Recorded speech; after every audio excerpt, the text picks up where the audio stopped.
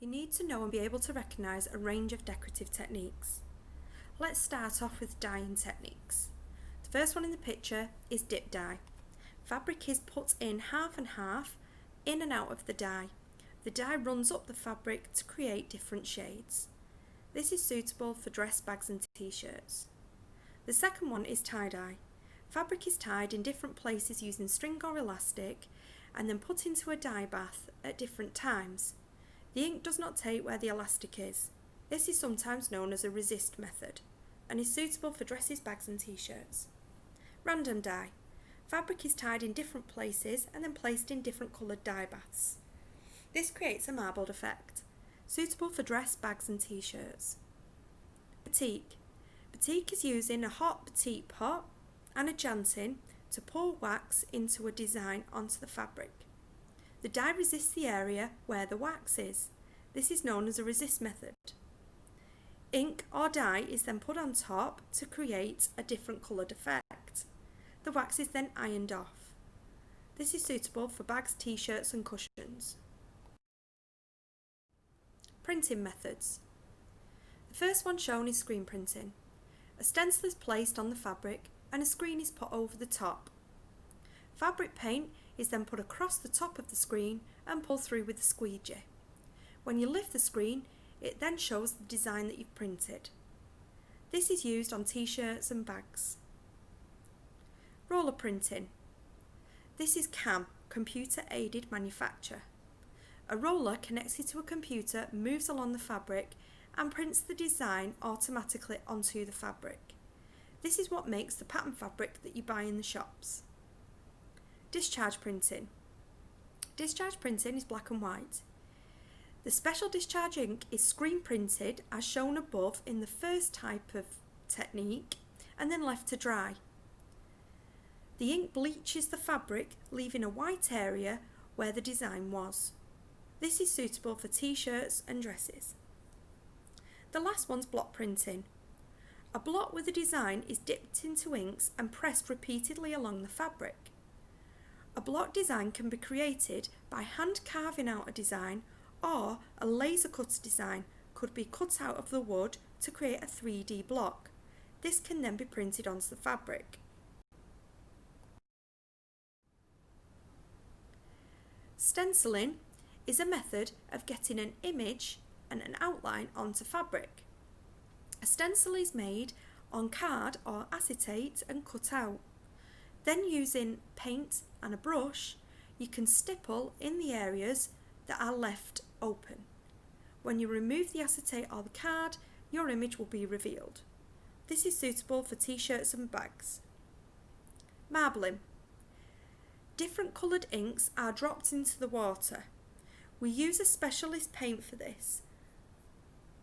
The fabric is then placed on top of the marbled pattern and then lifted up and left to dry. This creates a unique design on the top. It's suitable for t-shirts and bags. Airbrushing.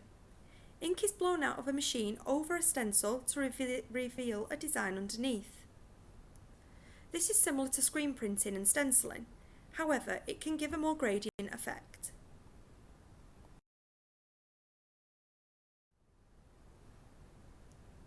Fabric pens.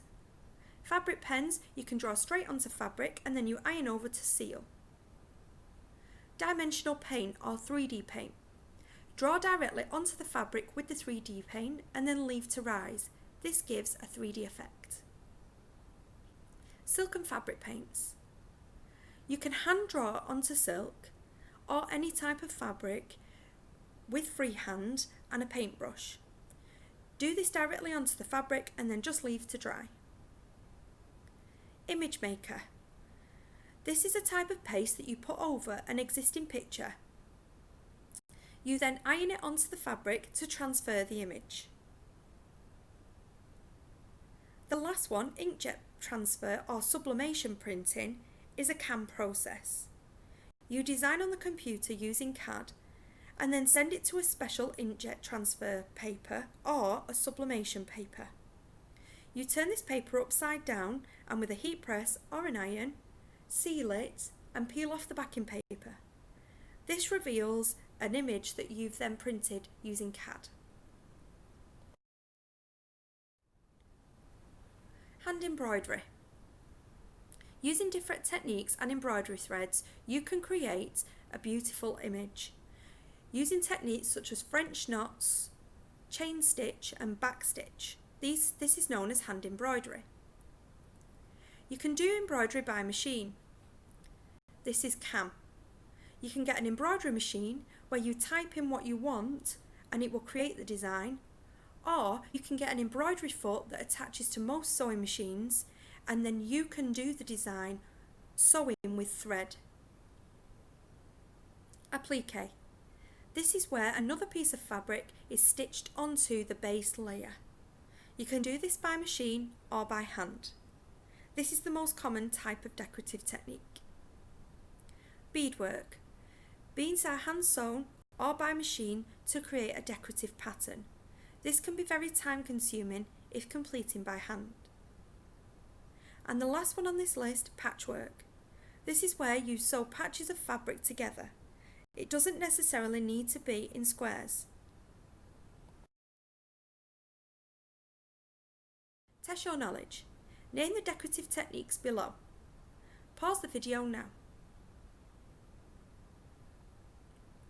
Let's go through the answers. Number 1 is tie-dye. Number 2, discharge printing. Number 3, machine embroidery. Number 4, screen printing. Number 5, stenciling. Number 6, batik. Number 7, patchwork. Number 8, inkjet or sublimation printing. Number 9, roller printing. And number 10, block printing. You not only need to know how to identify the different techniques, but you should have a basic idea of how each one is completed. For example, how would you do tie-dye? How would you do screen printing?